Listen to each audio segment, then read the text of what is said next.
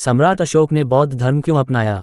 ये प्रश्न भारतीय इतिहास व हिंदू धर्म में एक बहुत बड़ा प्रश्न है कि आखिर सम्राट अशोक ने बौद्ध धर्म क्यों अपनाया। इसको लेकर हिंदू, बौद्ध व जैन धर्म के विभिन्न ग्रंथों व पुस्तकों में कई प्रकार की कथाएं व प्रमाण दिए गए हैं। इस घटना का न केवल हिंदू धर्म में बल्कि बौद्ध व जैन धर्म में भी अलग अलग उल्लेख मिलता है, क्योंकि अशोक के शासनकाल में ये तीनों धर्म ही प्रत्यक्ष रूप से प्रभावित हुए थे। इसके बारे में कई तरह की भ्रांतियां हैं जो कि आधा सत्य है। हमें जो दिखाया गया हमने केवल वही मान लिया और पूर्ण सत्य जानने का प्रयास नहीं किया। ऐसे में आज के इस लेख में हम आपके साथ सम्राट अशोक का सही इतिहास, सम्राट अशोक हिस्ट्री इन हिंदी रखने जा रहे हैं। साथ ही आपको बताएंगे सम्राट अशोक के गुरु का नाम जिसने उन्हें बौद्ध धर्म अपनाने की ओर अग्रसर किया। आइए जानते हैं सम्राट अशोक के बौद्ध धर्म को अपनाने के कारण। सम्राट अशोक का सही इतिहास, सम्राट अशोक हिस्ट्री इन हिंदी। महाराज अशोक से जुड़ी पुस्तकें केवल भारत में ही नहीं अपितु श्रीलंका, म्यांमार, नेपाल, भूटान, यूनान, चीन, पाकिस्तान, अफगानिस्तान व बांग्लादेश में अलग अलग समय काल में विभिन्न भाषाओं जैसे कि संस्कृत, हिंदी, अंग्रेजी, थाई, चाइनीज, नेपाली इत्यादि में लिखी गई थी। ज्यादातर लोगों का यह मानना है कि कलिंग के भीषण नरसंहार को देखने के बाद सम्राट अशोक का हृदय परिवर्तन हो गया था और चमत्कारिक रूप से अचानक उन्होंने बौद्ध धर्म को अपना लिया। उसके बाद उन्होंने जीवन भर किसी भी प्रकार की कोई हिंसा नहीं की थी, वह हमेशा अहिंसा के मार्ग पर ही आगे चले। ये न केवल आधा अधूरा सत्य है बल्कि बहुत सी भ्रामक बातें इसमें अपने आप गढ़ दी गई हैं। इसलिए आज हम इतिहास के पन्नों को खंगालकर व विभिन्न पुस्तकों के अध्ययन से आपके सामने संपूर्ण सत्य रख रहे हैं। इससे आपको सम्राट अशोक के इतिहास, अशोका हिस्ट्री इन हिंदी का सही व संपूर्ण ज्ञान हो सकेगा। सम्राट अशोक का बौद्ध धर्म के निकट आना। ये तो सब जानते हैं कि सम्राट अशोक ने कलिंग के युद्ध के बाद संपूर्ण रूप से बौद्ध धर्म को अपना लिया था, किंतु वे बौद्ध धर्म के प्रभाव में बहुत पहले से ही आ गए थे। कहने का तात्पर्य ये हुआ कि उनका अचानक से हृदय परिवर्तन नहीं हुआ था, बल्कि वे पिछले कई वर्षों से बौद्ध धर्म से प्रभावित king Ashoka and Buddhism in Hindi थे। सम्राट अशोक का जन्म गौतम बुद्ध की मृत्यु के लगभग 200 से 300 वर्षों के पश्चात हुआ था। सम्राट 200 से 300 वर्षों के पश्चात हुआ था। सम्राट अशोक मौर्य वंश के वंशज थे, जिसके संस्थापक भारत के महान राजा चंद्रगुप्त मौर्य थे। चंद्रगुप्त मौर्य आचार्य चाणक्य के नेतृत्व में भारत के शीर्ष सिंहासन तक पहुंचे थे। अशोक के पिता का नाम बिंदुसार व माता का नाम धर्म था। अशोक के माता पिता दोनों ही हिंदू धर्म के अनुयायी थे। हालांकि सम्राट अशोक की बचपन से ही हिंदू धर्म में रुचि कम थी। दरअसल उनके मन में बचपन से ही कई अनसुलझे प्रश्न थे जिनका हल कोई भी नहीं कर पाया था। साथ ही वे ब्राह्मणों की कुछ नीतियों के भी विरोधी थे। उन्होंने एक बार अपने दरबार में कई ब्राह्मणों को बुलाया था व उनसे कुछ प्रश्न किए थे, लेकिन कोई भी उनकी जिज्ञासा को शांत नहीं कर पाया था। सम्राट अशोक ने बौद्ध धर्म क्यों अपनाया? इतिहास के पन्नों और उस समय की राजनीति का आंकलन करने पर भारत के महान सम्राट अशोक के हिंदू धर्म की उपेक्षा करके बौद्ध धर्म की ओर खींचे चले जाने के दो मुख्य कारण सामने आते। Why Ashoka converted to Buddhism in Hindi हैं, जो है हिंदू धर्म में शूद्र जाति की उपेक्षा। हिंदू धर्म में मनुष्यों को उनकी जाति के आधार पर 4 भागों में वर्गीकृत किया गया है। इसमें ब्राह्मणों का कार्य शिक्षा, क्षत्रियों का रक्षा, वैश्य का व्यापार व शूद्र का खेती व स्वच्छता होता है। इस नियम के अनुसार राजा बनने का अधिकार क्षत्रिय के पास ही होता था।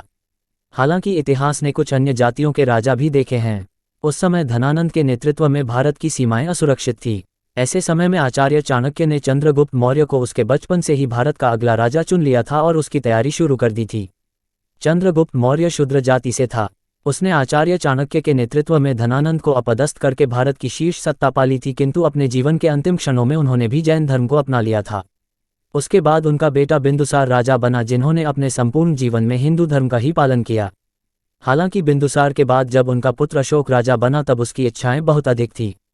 वह अपने 99 भाइयों का वध करके भारत की शीर्ष सत्ता तक पहुंचा था और राजा बनने के पश्चात भी उसका नरसंहार कम नहीं हुआ था। हिंदू धर्म में अन्य जातियों की उपेक्षा शूद्र जाति को कम सम्मान मिलता था। यही एक मुख्य कारण रहा होगा कि सम्राट अशोक का अपनी जाति को कम सम्मान मिलना खटकता होगा और इसी से संबंधित प्रश्न वे धर्मगुरुओं से करते होंगे।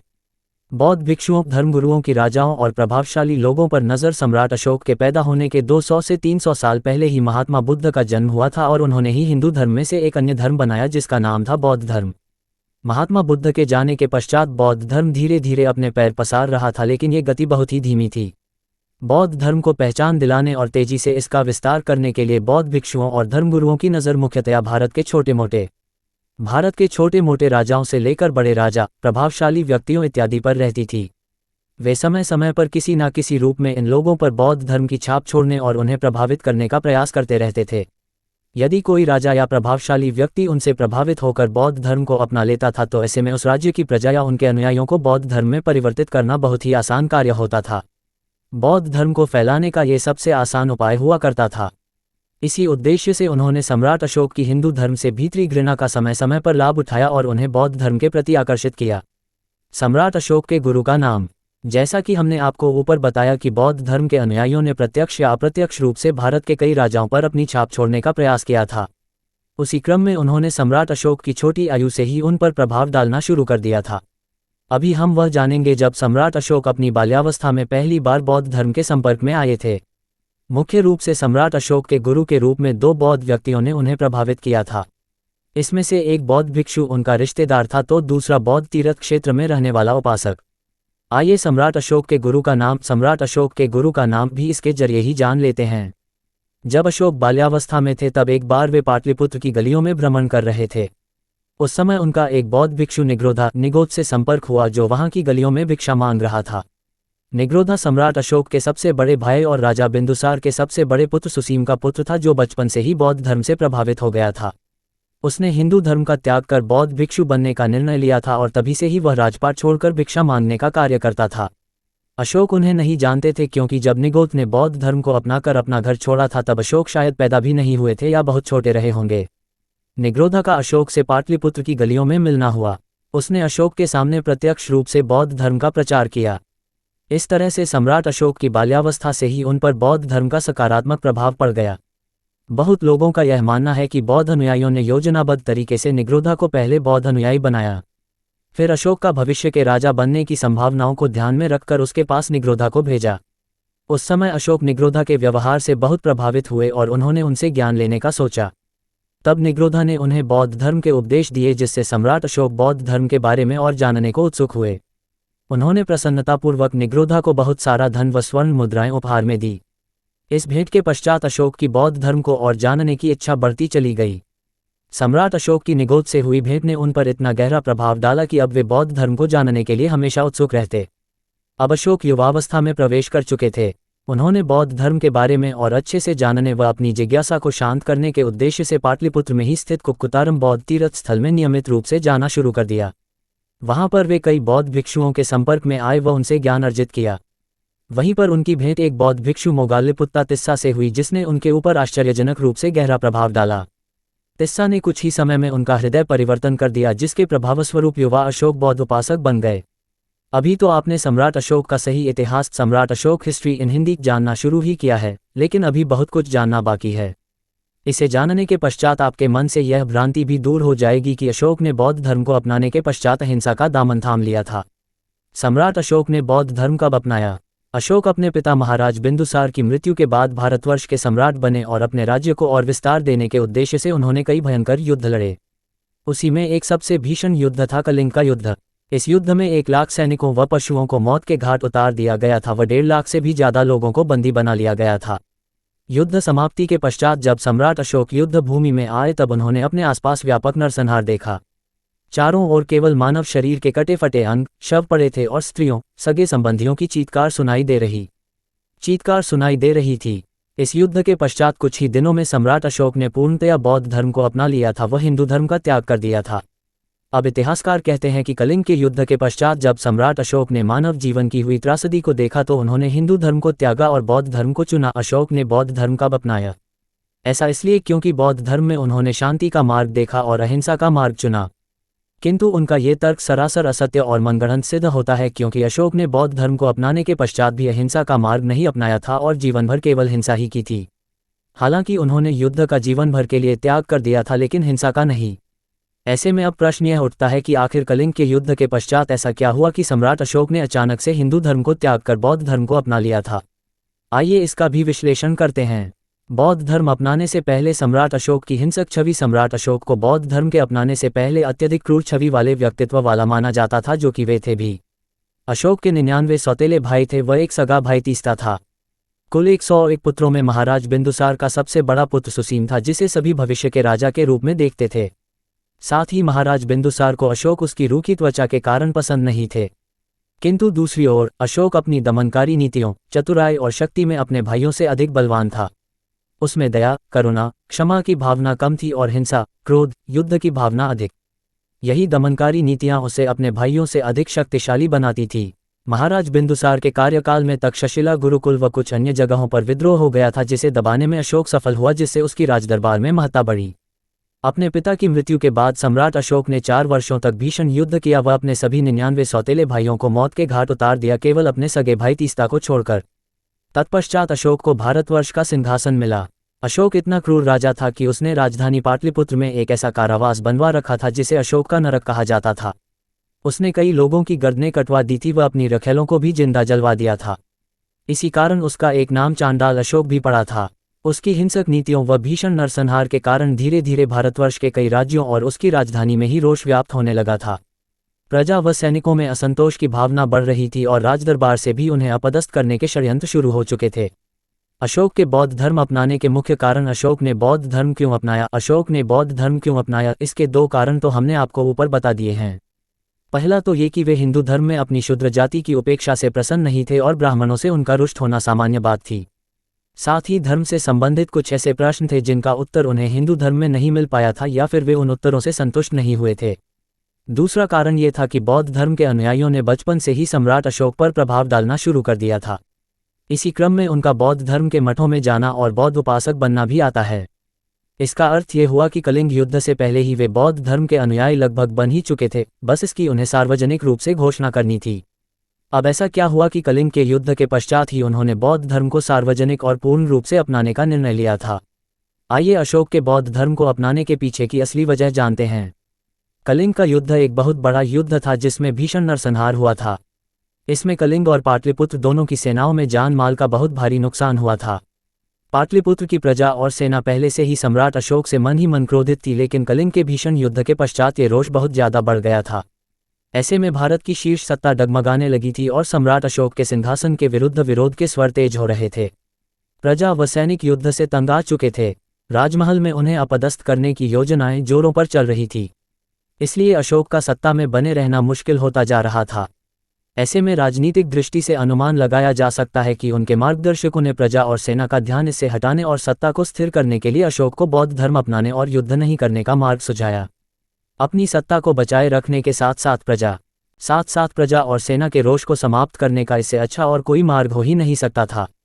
इसी क्रम में उन्होंने प्रजा का ध्यान भटकाने के उद्देश्य से बौद्ध धर्म को अपनाने की घोषणा कर दी।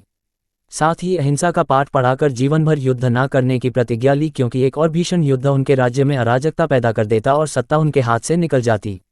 ऐसे में उन्होंने राजनीतिक सूझबूझ का परिचय देते हुए और पहले से ही बौद्ध धर्म से प्रभावित होने के कारण हिंदू धर्म को त्यागा और बौद्ध धर्म को अपनाया।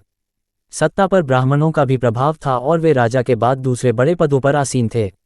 ऐसे में उनके प्रभाव को कम करने और सत्ता को स्थिर बनाए रखने के लिए उन्होंने प्रजा व सेना के बीच ये संदेश प्रसारित करवाया कि सम्राट अशोक ने बौद्ध धर्म इसलिए ही अपनाया है ताकि वे भविष्य में कभी युद्ध ना करें। इसी कारण उन्होंने जीवन भर युद्ध ना करने की प्रतिज्ञा ली। प्रजा और सेना उनके बार बार युद्ध करने की नीति से ही मुख्य रूप से परेशान थी। इसलिए बौद्ध धर्म को अपनाकर यदि वे युद्ध नहीं करते हैं तो प्रजा ने इस निर्णय को सहर्ष स्वीकार कर लिया और ब्राह्मण कुछ नहीं कर पाए। एक और कारण ये भी था कि समय समय पर बौद्ध उपासकों के द्वारा उनके मन में हिंदू धर्म के प्रति घृणा को बढ़ावा दिया गया और इसके लिए उनका शूद्र जाति से होने का लाभ उठाया गया। इन्हीं सब कारणों को ध्यान में रखते हुए सम्राट अशोक ने कलिंग के भीषण युद्ध के पश्चात अस्थिर और डगमगा रही भारत की शीर्ष सत्ता को फिर से मजबूत किया और सत्ता अपने हाथ में बनाए रखी। उन्होंने इसके बाद जीवन भर कोई युद्ध नहीं किया, लेकिन हिंसा का त्याग नहीं किया। इसका उदाहरण बौद्ध धर्म को अपनाने के पश्चात उनके कार्यों और बनाई गई नीतियों को देखकर मिल जाता है। आइए उसके बारे में भी जान लेते हैं। बौद्ध धर्म को अपनाने के बाद सम्राट अशोक की हिंसक नीतियां। प्रजा व सैनिकों में व्याप्त होते रोष व युद्ध में हो रही जानमाल की हानि के कारण सम्राट अशोक ने भविष्य में कोई भी युद्ध न करने का निर्णय लिया था। इसी के साथ वे पूरे भारतवर्ष में बौद्ध धर्म के प्रचार प्रसार में लग गए। Ashoka and spread of Buddhism in Hindi थे। इसके लिए उन्होंने अपने पुत्र महेंद्रा व पुत्री संघमित्रा को उत्तर व दक्षिण दिशाओं की यात्रा पर भेजा। बौद्ध धर्म के प्रचार का अनुमान आप इसी से लगा सकते हैं कि अपने कार्यकाल में अशोक ने पूरे भारतवर्ष में 84,000 से भी ज्यादा बौद्ध स्तूपों का निर्माण करवाया था। अब हम आपके सामने सम्राट अशोक के इतिहास अशोका हिस्ट्री इन हिंदी के कुछ और पन्ने खोलने जा रहे हैं। ये पन्ने उन बनी बनाई प्रसिद्ध बातों की पोल खोलकर रख देंगे जो कहते हैं कि सम्राट अशोक बौद्ध धर्म को अपनाने के बाद अहिंसक हो गए थे। सम्राट अशोक के कार्यकाल में ही बौद्ध धर्म श्रीलंका, नेपाल, भूटान, म्यांमार, अफगानिस्तान, चीन, तिब्बत इत्यादि देशों में फैलाया गया। इसके लिए उन्होंने अपनी पूरी शक्ति लगा दी थी और हर जगह लोगों को बौद्ध धर्म अपनाने के लिए प्रत्यक्ष या अप्रत्यक्ष रूप से विवश किया गया था। जैसे कि बौद्ध धर्म को अपनाने के कारण उन्होंने जानवरों को खाने व पेड़ों को काटने पर कठोर प्रतिबंध लगा दिया था। जो भी इसका उल्लंघन करते हुए पाया जाता था उसे कठोर दंड दिया जाता था। अशोक की सबसे बड़ी गलती यह रही कि उन्होंने लोगों को अहिंसक बनाने के लिए भी हिंसक तरीकों का प्रयोग किया व अन्य धर्म को मानने वालों का पतन शुरू किया। उनके काल में लोगों को मांस खाने या पेड़ को काटने पर कठोर सजाएं दी जाने लगी। इसी के साथ वे ब्राह्मणों व प्रभावशाली व्यक्तियों की आवाज़ को दबाने लगे। जैन धर्म के अनुयायियों पर भी अशोक ने अत्यधिक अत्याचार किया। एक प्रमाण के अनुसार उन्होंने बौद्ध धर्म विरोधी 18,000 लोगों को एक बार में ही मौत की सजा सुना दी थी। बौद्ध धर्म के अनुयायियों ने उनके मन में अन्य धर्मों के प्रति इतनी घृणा भर दी थी कि एक बार उन्होंने जैन संतों का कटा सिर लाने पर एक स्वर्ण मुद्रा का इनाम रख दिया था। उनके इस आदेश पर पूरे भारतवर्ष में जैन संतों की व्यापक मारकाट हुई। हर जगह सैनिक और प्रजा के लोग जैन संतों का सरेआम गला काट देते और बदले में एक स्वर्ण मुद्रा का उपहार पाते। इससे जैन धर्म के उपासकों में अत्यधिक डर की भावना आ गई। अशोक ने अपना यह आदेश तब वापस लिया जब किसी ने गलती से उनके ही सगे भाई तीस्ता का सिर धड़ से अलग कर दिया था। दरअसल तीस्ता भी एक जैन उपासक थे। उनके अत्याचार केवल बौद्ध धर्म तक ही सीमित नहीं थे अपितु हिंदू धर्म पर भी उन्होंने कई अत्याचार किए। जो भी बौद्ध धर्म के विरुद्ध कुछ भी बोलता या करता, फिर चाहे वह कलाकार हो, बौद्ध धर्म के विरुद्ध कुछ भी बोलता या करता, फिर चाहे वह कलाकार हो, मूर्तिकार हो, प्रभावशाली व्यक्ति हो, शिक्षक हो या कोई अन्य, उसे उसके परिवार समेत घर में जलाकर मार डाला जाता था। इसलिए अंत में एक बार पुनः अपनी बात को दोहराते हुए हम आप सभी के मन से यह शंका या भ्रम दूर करना चाहते हैं कि सम्राट अशोक के हृदय परिवर्तन होने या अहिंसा का मार्ग अपनाने की बात केवल एक मनगढ़ंत है। उनका हिंदू धर्म को त्याग कर बौद्ध धर्म को अपनाना पूर्ण रूप से एक राजनीतिक चाल थी। निष्कर्ष, आज के इस लेख के माध्यम से आपने सम्राट अशोक का सही इतिहास, सम्राट अशोक हिस्ट्री इन हिंदी जान लिया है। इसे पढ़कर आपको अवश्य ही यह पता चल गया होगा कि आखिरकार सम्राट अशोक ने बौद्ध धर्म क्यों अपनाया व उनके गुरु का क्या नाम था जिसने उन्हें इस मार्ग पर आगे बढ़ाया। आशा है दी गई जानकारी से आपको सम्राट अशोक के सही इतिहास के बारे में जानने और उसे समझने में सहायता मिली होगी। सम्राट अशोक के इतिहास से संबंधित प्रश्नोत्तर प्रश्न। सम्राट अशोक के पहले कौन सा धर्म था? उत्तर, सम्राट अशोक का पहले का धर्म हिंदू था। वे हिंदू धर्म के शूद्र राजा थे जिनके पिता का नाम बिंदुसार व दादा का नाम महान महाराज चंद्रगुप्त मौर्य था। प्रश्न, सम्राट अशोक के पूर्वज कौन थे? उत्तर, सम्राट अशोक के पूर्वज महाराज चंद्रगुप्त व बिंदुसार थे। आचार्य चाणक्य के सानिध्य में चंद्रगुप्त मौर्य भारत के महाराज बने थे। उनके पुत्र का नाम बिंदुसार था तथा बिंदुसार का पुत्र अशोक था। प्रश्न, सम्राट अशोक कैसे राजा थे? उत्तर, सम्राट अशोक मौर्य साम्राज्य के तीसरे व प्रमुख राजाओं में से एक थे। हालांकि उनकी अति हिंसक नीतियों के कारण मौर्य साम्राज्य की नींव बहुत कमजोर पड़ गई थी। प्रश्न, अशोक का दूसरा नाम क्या था? उत्तर, अशोक का दूसरा नाम देवानाम्प्रिय या देवानाम्प्रिय था। इसी के साथ ही उन्हें अशोक दी ग्रेट के नाम से भी जाना जाता है। प्रश्न, अशोक हिंदू है या बौद्ध? उत्तर, अशोक जन्म से तो हिंदू धर्म को मानने वाले थे और उनके पूर्वज भी इसी धर्म से संबंध रखते थे। हालांकि कलिंग युद्ध के पश्चात उन्होंने आधिकारिक तौर पर बौद्ध धर्म अपना लिया था। प्रश्न, क्या अशोक गौतम बुद्ध थे? उत्तर, नहीं, अशोक गौतम बुद्ध नहीं थे। हालांकि बौद्ध धर्म के प्रचार प्रसार में उनका योगदान स्वयं गौतम बुद्ध से भी बहुत अधिक था। बौद्ध धर्म में अशोक का नाम बहुत ही सम्मान के साथ लिया जाता है। सूचना सिर्फ मान्यताओं और जानकारियों पर आधारित है। यहाँ ये बताना जरूरी है कि यह मेरा वीडियो किसी भी तरह की मान्यता, जानकारी की पुष्टि नहीं करता है। किसी भी जानकारी या मान्यता को अमल में लाने से पहले संबंधित विशेषज्ञ से सलाह लें। धन्यवाद।